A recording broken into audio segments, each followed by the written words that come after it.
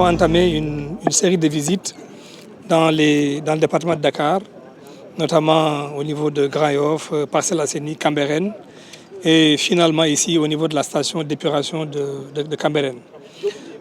Cette visite avait pour objectif d'abord d'évaluer un peu les chantiers qui sont en cours.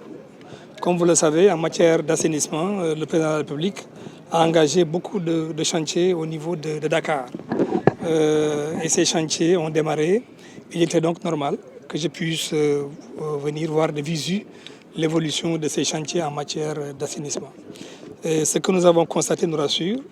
Aujourd'hui, pratiquement pour tous les chantiers, les travaux ont été réalisés à plus de 80%. Donc nous sommes très satisfaits de cela, et ce qui augure d'un hivernage moins difficile pour les populations dans ces zones.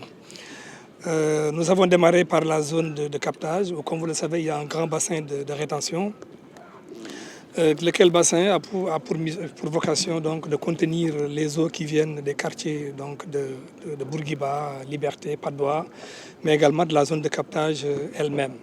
Et comme vous le savez également, ce bassin a eu des difficultés, on a constaté beaucoup de difficultés les années passées, notamment l'hivernage passé, avec un affaissement du mur, mais également un débordement du bassin.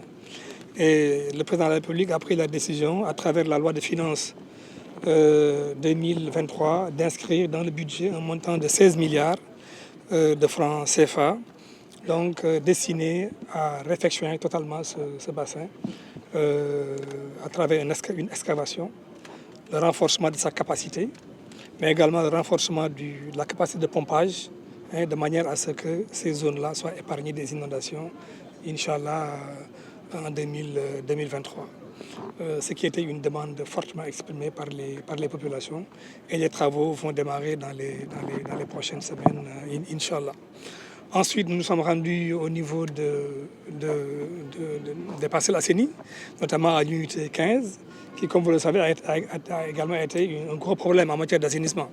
Malgré sa proximité avec la mer, l'unité 15, vu sa position géographique, était constituée de points bas, qui était un peu le réceptacle de toutes les eaux. Et cette situation n'était pas sans conséquence pour les populations de cette zone-là. Là également, une station de pompage d'une très forte capacité a été réalisée, et avec une conduite vers la mer qui va également donc, annihiler et réduire donc, les nuisances que nous avons connues par le passé. Au niveau de l'unité 7, également de Cambérène, nous avons également constaté une évolution au niveau des travaux, notamment au niveau du point appelé Ndiagambay, qui était également un point très difficile au niveau de Cambérène. Une station de pompage a été réalisée. Des équipements de dernière génération également ont été construits, qui permettront donc de pomper les eaux, n'est-ce pas, sans grosse difficulté. Nous avons également rencontré le représentant de la famille laïenne de Cambérène, Seydina Issa Laye, avec qui nous avons évoqué des problèmes, notamment la mosquée de Cambérène, qui, comme vous le savez également, prend de l'eau souvent pendant l'hivernage. Et l'ONAS s'est engagé cette année à régler le problème par des techniques de pompage et de déviation, donc qui mettront à l'abri cet édifice religieux éminemment important. Donc au total, voilà les différents sites qui ont été visités au niveau de ces quartiers. Maintenant, le must, comme vous l'avez constaté, c'est cette station d'épuration de dernière génération qui procède de la vision du président de la République, qui, après avoir constaté donc, les problèmes d'assainissement connus à travers ces zones, a mis en place ce projet d'une valeur de près de 43 milliards, financé notamment par la Banque islamique de développement. Le projet, je pense, est dans sa quatrième année. La livraison devait intervenir au 31 décembre. Les entreprises se sont engagées, en tout cas, à finir les travaux au courant du premier trimestre de l'année 2023.